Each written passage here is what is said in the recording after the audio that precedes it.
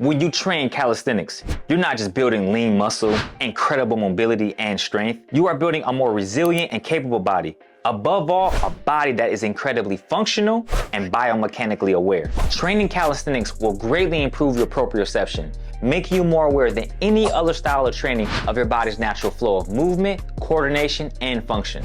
Calisthenics, quite honestly, is beautiful strength being put on display. And we know as calisthenic enthusiasts, in order for the strength to be expressed, we have to have certain biological protocols met before we begin training. These biological protocols, as I call them, are what dictate how our calisthenics training session will go for that particular day. And that first biological protocol we check before training calisthenics is our weight. Our weight plays a crucial role in how we perform in bodyweight training. You will often hear from people that train calisthenics. An increase in 5 pounds impacts our training, especially when training skills. From planche, front lever, handstand push-up, and many more. Even something as small as 2 or 3 pounds can make small changes in our performance. 2 or 3 pounds may not seem like a lot, but these small changes can impact our mental, which will inevitably affect our performance. So when training calisthenics, we like to be aware of our weight. Even so much as eating in the morning before training will impact us. Hence why so many of us elect to train in the fastest state, which offers numerous benefits, plus improves our performance. And that's not necessarily the case for all calisthenic enthusiasts, but many I've come across and talked to prefer to work out in the fastest state, especially when training skills. Being conscious of this heightens our sensitivity to our biomechanics, which in return makes us more in tune with our bodies. The second biological protocol is understanding leverage. When training calisthenics and trying to progress up a skill tree, we have to have a great understanding of leverage and how it impacts our training. Leverage-based positions like the planche is a perfect example. Something as simple as a tuck planche compared to a straddle planche is a drastic change in leverage. Notice the difference in the hand to shoulder positioning of the tuck and straddle planche. The straddle planche, I'm leaning much more compared to the tuck planche. This difference in leaning will dictate how much of the frontal delts are loaded. So for the people that first see this and think, wow, this takes incredible balance, it's not just that at play. It's the crazy amount of shoulder strength that's being demonstrated, along with other crucial and coordinated functions. Again, understanding leverage is crucial when training calisthenics. And in order for us to make significant progress in our skills, we have to know the appropriate times when to make those changes to these leverage-based positions. Going from tuck to straddle planche is drastic. Straddle to full planche is a big difference. I'm currently at straddle planche working diligently to acquire the full planche. And believe me, it's a huge difference in the force needed to hold myself up with my current weight and my length of arms. And we have to be super aware of this. If the load of the leverage-based position is too much, that can make us more susceptible to overtraining and possible injury. That's why we need to progress accordingly and safely. We're like little scientists when it comes to training calisthenics. We have to have a bit of understanding of physics and how it impacts our training. This makes us hyper aware of our biomechanics. The third protocol is breathing. Calisthenic skills require a lot of coordinated and mechanical movement. Handstand, for example, further illustrates this. When first attempting a handstand, oftentimes we forget to breathe and in turn hold our breath trying to hold ourselves being upside down.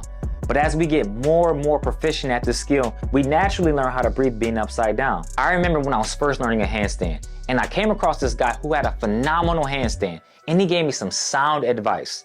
Number 1, be calm and collected. Number 2, envision yourself being upside down. And number 3, calm your breathing. Be one with it. That advice at the time really stuck with me. And even so, having a calm mind will influence your breathing, which will inevitably affect your performance. Even holding isometric or static positions, we have to learn how to properly breathe under tension. Breathing inappropriately will make us gas out that much faster. Having this understanding on how to properly inhale and exhale when needed makes us super aware of our bodies and how it functions. The last biological protocol I have is coordinated movement or functions. Training calisthenics requires a lot of strength, endurance, and most of all, skills. Something as simple as push-ups requires more than just strength and endurance.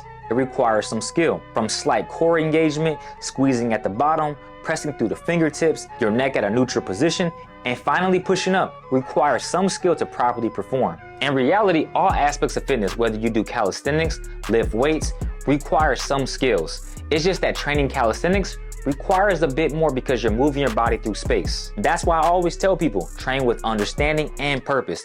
Don't just train just to train. Understand the body parts at play. When doing a pull-up, think about having a firm overhand grip, so forearm engagement. Fully lock out your arms for maximal range of motion for the scapulas, and imagine pulling primarily using your lats. Squeeze at the top very briefly and repeat the sequence for reps. This will better improve your body coordination and back muscles from your lats, rhomboids, teres major, minor, erector spinae, and more. Take a more advanced skill like the L-sit, the handstand on the bars. This not only requires weight to be on point so you feel good to perform the skill, but understanding your leverage, gripping the bars, when to hold your breath, and then exhale using coordinated strength and function, knowing when to lift the legs up and extend them. Your body has to work as an entire unit to carry out effective movement. With the L-sit, the handstand, your key points are going to be your hands, shoulders, and hips. These have to be on point in order for you to perform the skill effectively, correctly, and safely.